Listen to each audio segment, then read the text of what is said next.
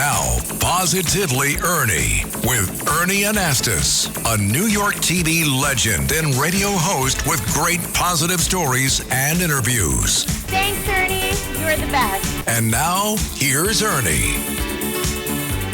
Hey everybody, welcome back to the show. It's nice to have you here. I love doing the program, as you know, and I pick my guests because they're very special people to me. I want you to meet Cristyne Nicholas. Cristyne is an outstanding personality. Hi there, how are you? Hello, Hold my hands, let's shake. It is so good to be with you again. A pleasure to see you. Nice warm hands, by the way. Beautiful new studio. You like the studio? Oh, it's gorgeous. It's great, isn't it? Yeah. I see all your awards. Yeah, we got a few little things out here, to let people know what we're doing. It's all about positivity. And, you're one of the most positive people that I know. If someone doesn't know you, if they're watching from somewhere other part of the country, Cristyne Nicholas is a communications guru. She's really an expert in many ways. She was one of the youngest people in America to hold a lot of positions. She was the press secretary in New York City for Mayor Giuliani, communications director. She has her own communications company, and also has been voted as and chosen as one of the most influential women in New York City. She's a powerful lady, and I'm happy to have you here. Communications, you and I have lived with this all our lives. Yes. I was doing a story, and it was all about how young college students today are having a hard time finding a job. And the survey that was done with all these managers, they said, you know what, they're not prepared. Their communication skills are terrible. They don't know how to talk. They come in for an interview, they can't talk. Right. They bring a parent with them to sit down with them. They're not dressed properly for an interview, for a job. I have to ask you something. What's wrong? How come with all the communications that's available to us, how come we don't have the ability to talk to each other anymore? Because they're talking on a phone. I mean, they're looking at a device, they're looking down, they're not making eye contact, they're not making that human connection that we know so well. Yeah. At Nicholas and Lentz, we've been very fortunate. We have had a great hiring track record because we hire interns. We pay our interns. A lot of them are from Fordham University. They're from the local universities. Yeah. But we get to work with them, for 6 months or a year, and then when they graduate, hopefully they will want to come back and work with us. But the ones that have, Well, it's that's been great. But they know how to communicate. They know how to be with people, to socialize. How do they know that? Where are they learning that? Where are they learning that skill? I know you help them, but where are they also learning it on the outside? I think they're learning it hopefully in college. I think they pick it up from home, from their family. But, at our PR firm, we do a lot of in-person press conferences. We work with a lot of city agencies, city business improvement districts. It's all about people, and it's about connecting. Right. So they're out there in the field, and they know that if they need to be heard, they're going to have to, speak in a way, not to get totally in front of the person, but, to be part of the conversation. And, so I think it's beautiful. We have had very super shy folks, and they've just blossomed. And that is just as, as a person, but as a boss, as a mom, I just see that, and it just warms my heart to just see how these young people can really, they can blossom into wonderful adults. I think they just have to have that confidence. They have to have somebody like a mentor to mentors. really help. Right. And I think internships is a way of doing that, if they can join a local group. But they have to have this interaction with adults. And I think that helps. I think that's important. I think, in the general field of communications, and you and I have seen the development. I mean, there's a plethora of outlets now for news and information. Right. And there was a time, and we remember that because we were part of it, there were only 3 basic networks, and there were only like 3 or 4 channels in each city. And now it's all over. It's exploded. Is that, in your view, from your experience, is that a good thing that we have so much available to us, or has that created part of the problem? No, I think it is a good thing if you know how to utilize it. I think at the end of the day, when you, wherever you get your news from, you should make sure that it's credible. You shouldn't quote. I mean, look at what's happening now with plagiarism. I'll tell you something. I have kids in high school, and before they hand in a paper, before it goes to their teacher, it has to be sent to a third-party AI to detect whether or not there's plagiarism, right? So by the time the teacher gets the paper, she or he knows that this is a clean paper. Sure. And this is what's happening now. So, but as far as the news, look, it's a challenge from owning a public relations firm where you know the reporters, and you're right, it used to only be about 10 stations when I was at City Hall or whatever. Sure. Now the bloggers, you never really know which blogger is going to become the next Ernie Anastas, right? I mean, and what we're concerned about, and we both feel the same way, is making sure that we're factual. Right. That we've got the truth, and people are saying, I don't know where I can find the truth anymore, but because everybody has an opinion and you can hide, you don't have to expose yourself. Listen, you've done a lot for New York City, and tell me something. When you were trying to develop New York after 9/11, and you were a big part of that, I Love New York campaign, and what was it, the Association for a Better New York, NYC and Company, all of that. Yeah. Has that been really effective now? Because, it was great at one time. Has that changed? Have we lost something here? Because a lot of people, when they start talking about New York, they say, what? I love New York, but I don't like this New York. I think it's time for another big marketing campaign for New York City, and I'm bullish on New York. I think people who come to New York, who have the experience, they love it, right? But the folks that have not yet come in, they read the papers, they see the news at night, and you know what it's like. It was all negative. That's why you started Positively Ernie, right? Yeah. But they see that, and it impacts them. And they say, I'm not so sure I'm ready to come back. Seeing is believing, feeling is believing. You need to come back to New York. It's much safer than you think, and the numbers are there to prove it. So I think it's time. Our apple is a bit tarnished. I think it needs to be polished. Needs some work, yeah. We've been through this before. Back in the late 70s, we had the original I Love New York campaign, right? Which was very successful. Very successful. To this day, you can hear that song in your head, right? I Love New York. Sure. Then back after 9/11, we put together another ad campaign, television marketing campaign. All the celebrities came out of the woodwork. They wanted to help. It was fabulous. It was fantastic. Yeah. I think now is the time again, this post-COVID era, I think there's still folks that are, look, only 20% of the workforce is working from home, and that's probably going to be permanent, right? Yeah, I mean, people, they yeah, just... no, COVID has done a job on us. Right. There's no question about it. But on the weekends, the good news is when you look at the weekend traffic of people coming in on Metro North, Long Island Railroad, it's up, right? So big people numbers. aren't afraid to come in, but you have to give them a reason to come in, I believe. Yeah. And then there is that reluctance. There are some folks that are, but let's do a beautiful big campaign to showcase the great things about New York City. Well, why can't we get that started, Cristyne? Well, I think we're starting it no, right seriously, now. I think this is we the should. first I'm talking about it, Ernie, and I'm think it's talking great. about it we to may you. be creating something right here because I think we need that.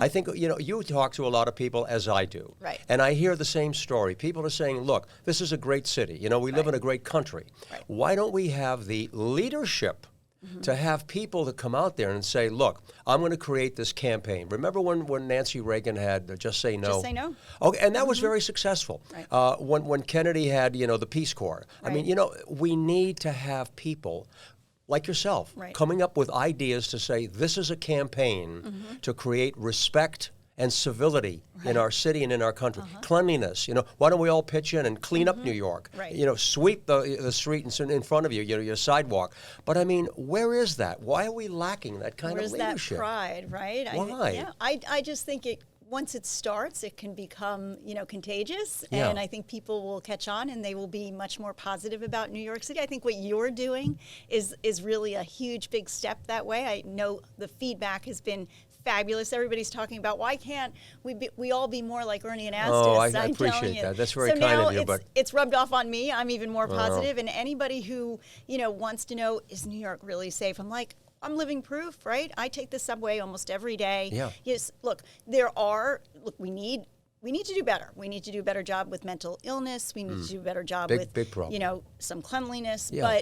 But our city, and we've been through it a lot. Yeah, we when have. you look back to even the movies where they were filmed in New York City back in the late 70s, early 80s, sure, my goodness. Sure. Like, right. the graffiti on the subways, the trash. Remember a bunch of guys used to warm their hands, Oh, right? sure. With the Remember garbage very bag, well. right?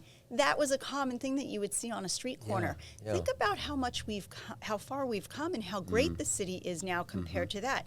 Is it where we were back in 2015, 16? No, not quite. I don't feel that way. But that was really at the height, like the best that New York ever was. I think we can get back there. So, all right, here's the question. I mean, we're on the air right now, right? But let's just figure it out. If we wanted to, if you and I said, okay, let's see if we can, because we have enough clout, if you will, to get something started. How could we start a campaign? Who do we talk to? And what would that campaign be? Can you? I mean, I know you're very creative. Could you come up with a slogan right now, like? Well, after 9/11, we use the I love New York now more than ever, right? Right. And then we also used Paint the Town Red, which was something that we were using with NYC and Company because it's a famous slogan. But then we changed it to Paint the Town Red, White, and Blue because we were tapping into that patriotic tourism. People from all over the country wanted to help New York. And so we said, if you want to help us, come visit us, right? Okay. That's how you can help. Don't just, say back in Iowa, we love New York. It's like, then come here. I think people need to be invited. I think that's the first move, right? So why don't we have our spokespeople, whether it's the mayor, the governor, some economic leaders, just do a campaign of welcoming people back. I would be very supportive of that, Cristyne. If you really, because I know you've got the network, if you want to start setting that up, I'd be very glad to help you out, be part of that campaign, produce it here on the air, right? Put it, give it some publicity. I'd love to do that with you. I think we need that because we love this city. Yep. It has a lot to offer, but we need support. We need some help. Right. Well, and Times Square Alliance, for one, I know I said I'm talking to you first about it. I bounced it off of Tom Harris just yesterday, and he loved the idea.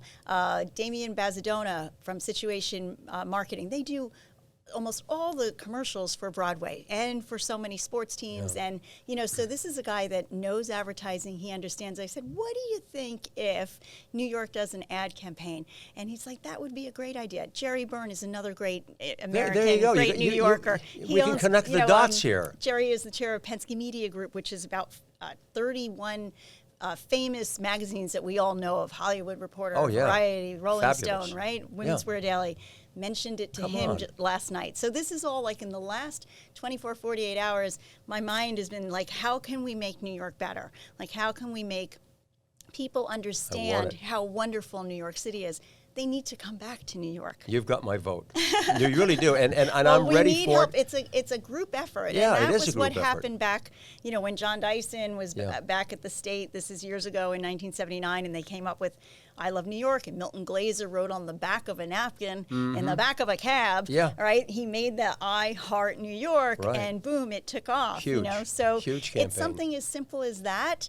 I'm not a creative marketing expert. I just know that when we need it, it's like, okay, guys, let's all get together. We have the most creative minds in New York City. We are the capital of creative. So let's get those mad men and mad women. You know what, Cristyne? They say that the difference between a leader and someone who isn't is vision.